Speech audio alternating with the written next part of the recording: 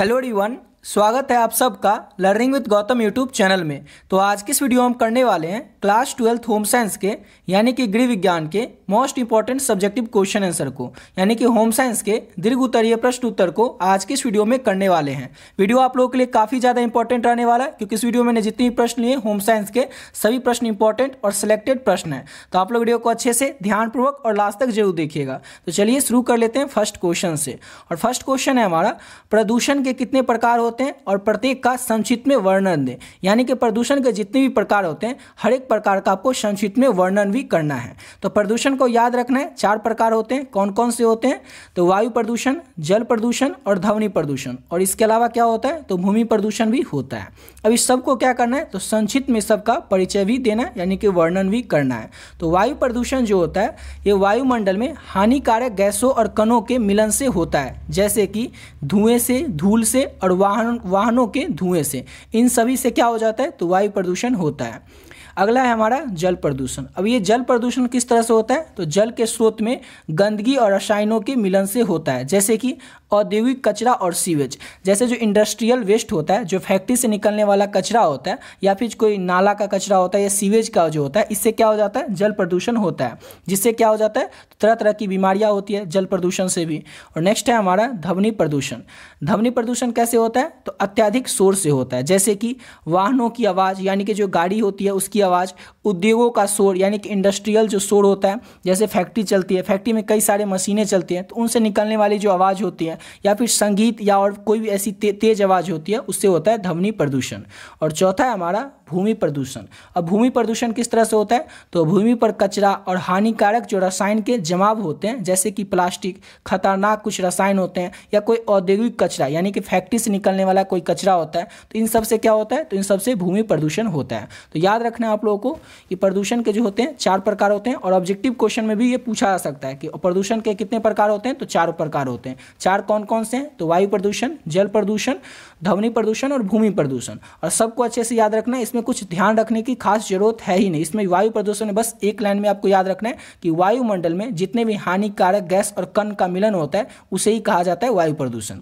जल प्रदूषण में क्या होता है कि जल के जितने भी स्रोत हैं, जैसे कि अगर आप तालाब को ले लीजिए, नदी को ले लीजिए या समुद्र को ले लीजिए, जल के जहाँ जहाँ पर भी स्रोत है उसमें कोई भी गंदगी या रसायन का मिलाया जाता है पानी में, जो कि किसी भी तरीके से मिलाया जा सकता है, जैसे कि हमारे घर का कुछ कचरा हम फेंक दे पानी में, या फिर हमारा जो औद्योगिक कचरा होता है जैसे कि इंडस्ट्रियल वेस्ट होता है, फैक्ट्री का कोई भी कचरा होता है, उसको जो नदी होता है उसमें बहा दिया जाता है, जिससे क्या हो जाता है? जल प्रदूषित हो जाता है।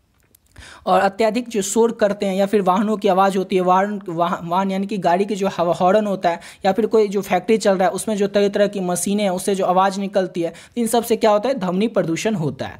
और भूमि प्रदूषण जो है, जो कि हम भूमि पर, जमीन पर कचरा फैलाते हैं या फिर कहीं पर प्लास्टिक फेंक देते हैं, पॉलीथीन फेंक देते हैं, या कोई खतरनाक रसायन होता है या कोई फैक्ट्री का कचरा यानी कि औद्योगिक कचरा होता है, इन सभी को जो फेंक देते हैं भूमि पर, जमीन पर, उसे ही कहा जाता है भूमि प्रदूषण। नेक्स्ट क्वेश्चन करते हैं और अगला क्वेश्चन है हमारा, बचत के महत्व की विस्तार से चर्चा करें। तो बचत क्या होता है? तो जो कुछ हम आमदनी करते हैं और आमदनी में जो कुछ खर्च करते हैं यानी कि व्यय करते हैं और उससे जो कुछ भी बच जाता है तो वो होता है हमारा बचत। तो बचत की महत्व क्या क्या है? तो बचत करना हमारे जीवन के लिए बहुत ही महत्वपूर्ण है। यह हमें भविष्य के लिए तैयार करता है और अनिश्चितताओं के लिए तैयार रखता है और आर्थिक स्वतंत्रता प्रदान करता है। बचत से हम भविष्य के लक्ष्यों को पूरा कर सकते हैं, आपातकालीन स्थिति में मदद कर सकते हैं और आर्थिक तनाव हमें कम होता है और आत्मनिर्भरता बढ़ती है और निवेश के अवसर प्राप्त होते हैं। सिंपल सा क्वेश्चन है कि बचत, पहले तो समझ लीजिए कि बचत होता क्या है। जैसे कि किसी की आमदनी हो गई 10,000, वो क्या करेगा? महीने का 6,000 खर्च करेगा और उसका बच जाएगा कितना? 4,000। अब जो 4,000 उसका बच गया वो क्या होगा? बचत हो गया। अब इससे जो बचत कर लिया, इससे वो क्या क्या कर सकता है? कोई भी व्यक्ति जिसके पास जो कुछ बचत होगा उससे भविष्य के जो उसके कुछ लक्ष्य होंगे, यानी कि अगर कुछ वो भविष्य में सोचा होगा, उसको कुछ गाड़ी लेनी है, कुछ भी और कोई सामान खरीदना है या फिर भविष्य के लिए उसको संजोग के रखना है, तो वो हो जाएगा उसके लिए भविष्य के लिए सुरक्षित, यानी कि भविष्य में उसके कुछ भी लक्ष्य होंगे उसको वो पूरा कर पाएगा। और दूसरा है आपातकालीन स्थिति में मदद कर सकते हैं। कोई ऐसा आपातकालीन स्थिति आ गया जिस समय उसे कुछ पैसों की जरूरत पड़ गई, तो उसका पहले से बचत किया हुआ कुछ पैसा रहेगा जो उस समय उसको लाभ मिलेगा। और तीसरा है आर्थिक तनाव कम होता है, यानी कि जो आर्थिक तनाव होता है कि पैसों की कमी के कारण ये नहीं हो पा रहा है, वो नहीं हो पा रहा है, या कभी कोई जैसे कोई नौकरी कर रहा है और नौकरी उसकी चली गई, तो बचत अगर रहेगा तो उसे कोई आर्थिक तनाव होगा ही नहीं। चौथा है हमारा आत्मनिर्भरता बढ़ती है। अब आत्मनिर्भर कैसे रहेगा, ये जब बचत रहेगा, कुछ पैसा रहेगा तो क्या होगा, लोग जो जिसके पास बचत रहेगी वो खुद पर आत्मनिर्भर रहेगा, अपने आप पर वो निर्भर रहेगा, उस पर किसी पर भी निर्भर रहने की जरूरत ही नहीं पड़ेगी, किसी से कुछ लेने के या फिर उधार लेने की ये सब जरूरत ही नहीं पड़ेगी, क्योंकि उसके पास बचत ऑलरेडी पहले से रहेगा। और आखिरी हमारा निवेश के अवसर प्राप्त होते हैं। अब कोई कुछ बचत करेगा, जैसे कि 10,000 कमाया, 6,000 खर्च किया, बच गए 4,000, अब ये 4 करके वो जमा करेगा तो कितना हो जाएगा, 10 महीने में हो जाएगा 40,000। इस तरह से क्या हो जाएगा, वो निवेश भी कहीं पर एक जगह फिक्स डिपॉजिट या किसी भी माध्यम से वो निवेश भी कर पाएगा। तो क्वेश्चन सिंपल सा था हमारा कि बचत के महत्व क्या क्या है, तो ये सब जो है ये बचत के महत्व है जो कि आपको अच्छे से याद रखना है। अगला क्वेश्चन है हमारा, और अगला क्वेश्चन करने से पहले आपको बताना चाहेंगे कि अगर अभी तक आप लोग होम साइंस का जो इंपॉर्टेंट गेस्ट क्वेश्चन का पीडीएफ है, जिसमें कि आपको मिल रहा है होम साइंस के जितने भी चैप्टर हैं, हर एक चैप्टर का इंपॉर्टेंट ऑब्जेक्टिव क्वेश्चन और सब्जेक्टिव क्वेश्चन, ये पीडीएफ नहीं लिए तो कैसे इस पीडीएफ को ले सकते हैं, इस पीडीएफ को लेकर के कैसे आप लोग अपने एग्जाम की तैयारी और भी बेहतरीन ढंग से कर सकते हैं।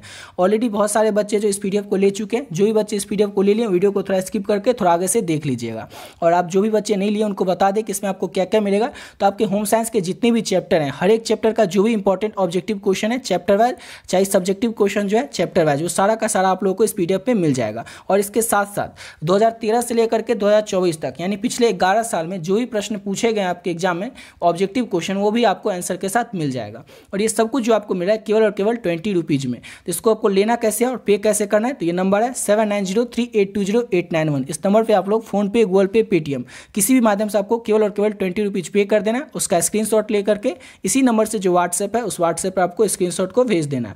बस एक छोटा सा मैसेज कर देना होम साइंस, जिससे कि ये पता चल जाए कि आपको होम साइंस का पीडीएफ चाहिए। जैसे ही आप पे करके स्क्रीनशॉट भेजोगे, सब्जेक्ट का नाम बताओगे होम साइंस, आपको जो पीडीएफ है वो आपको मिल जाएगा। और इसमें जितने भी क्वेश्चन है, चाहे वो ऑब्जेक्टिव या सब्जेक्टिव, सबको अगर अच्छे से कर लेते हैं तो आपके एग्जाम में जो भी प्रश्न आएंगे उसका 99% क्वेश्चन आप लोगों को इसी पीडीएफ से देखने को मिल जाएगा। क्यों? क्योंकि आपके एग्जाम में कहीं से भी क्वेश्चन आएगा तो बुक से ही, बुक के किसी चैप्टर से ही, और जितना सारा चैप्टर है सभी चैप्टर के जो भी इंपॉर्टेंट ऑब्जेक्टिव और सब्जेक्टिव है सभी इस पीडीएफ में ऐड कर दिया गया। इसको अच्छे से कर लेते हैं तो आपसे एग्जाम में एक भी प्रश्न छूटने वाला नहीं है, चाहे वो ऑब्जेक्टिव हो या सब्जेक्टिव हो। तो जो भी बच्चे अभी तक इस पीडीएफ को नहीं लिए, इसको जरूर ले लीजिएगा। इसको लेकर के आप लोग बहुत ही कम समय में और बहुत ही बढ़िया तरीके से अपने एग्जाम की होम साइंस के खास करके सब्जेक्ट की तैयारी कर सकते हैं। अब आते हैं अपने अगले क्वेश्चन पे। और अगला क्वेश्चन है हमारा, एक किशोरी के परिधानों के चुनाव में किन बातों का ध्यान रखना चाहिए। यानी कि किशोरी यानी कि एक छोटी बच्ची को है, उसकी जो परिधान का हम चुनाव करेंगे, यानी कि उसके लिए कपड़े के जब चुनाव करेंगे उस समय हम किन किन बातों का ध्यान रखेंगे। तो एक किशोरी के लिए परिधानों के चुनाव में निम्नलिखित बातों का ध्यान रखना चाहिए। जैसे कि कौन कौन सी बातें जिनका कि हम ध्यान रखेंगे। तो पहला तो कि आरामदायक और सुविधा वाली वस्त्र हो, यानी कि ऐसा वस्त्र हो जिससे कि हम पहनने पर आराम मिले और सुविधा से पहना जा सके। और दूसरा है अपनी उम्र और व्यक्तित्व के अनुसार कपड़े का चुनाव करना है, यानी कि जो परिधान होगा वो किशोरी की उम्र से ही खरीदना चाहिए कि उसका आखिर उसका उम्र क्या है, उस उम्र में उस पर किस तरह के कपड़े अच्छे लगेंगे। तो अपने उम्र और व्यक्तित्व के अनुसार, ऐसा नहीं कि वो कोई पतला है तो उसको ज़्यादा ही ढीला ढाला कपड़ा दे दे, या कोई मोटा है तो उसको टाइट कपड़ा दे दे, तो ऐसा नहीं होना चाहिए।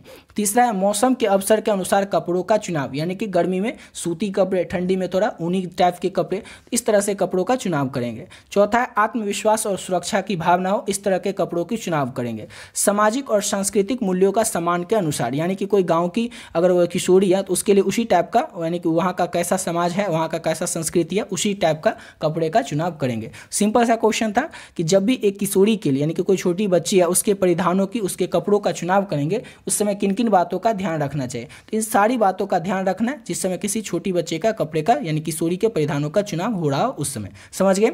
आशा करता हूँ आप लोग को ये वीडियो अच्छा लगा होगा। आज के इस वीडियो में इतना ही क्वेश्चन रहने देते हैं। नेक्स्ट वीडियो में और भी जो प्रश्न होंगे होम साइंस के, लघुत्तरीय और दीर्घोत्तरीय, उन सभी प्रश्नों को करेंगे। और इस सब का जो आंसर है आप लोगों को ऊपर जो पीडीएफ बताएं उस पीडीएफ में मिल जाएगा। जो भी बच्चे अभी तक उस पीडीएफ को नहीं लिए, उस पीडीएफ को जरूर ले लीजिएगा। उसमें जो भी ऑब्जेक्टिव और सब्जेक्टिव है सबको अगर आप अच्छे से कर लेते हैं तो आपसे एग्जाम में एक भी प्रश्न नहीं छूटने वाला है। जो भी प्रश्न आएगा आपको उसी पीडीएफ में से देखने को मिल जाएगा। तो मिलते हैं नेक्स्ट वीडियो में नए वीडियो के साथ।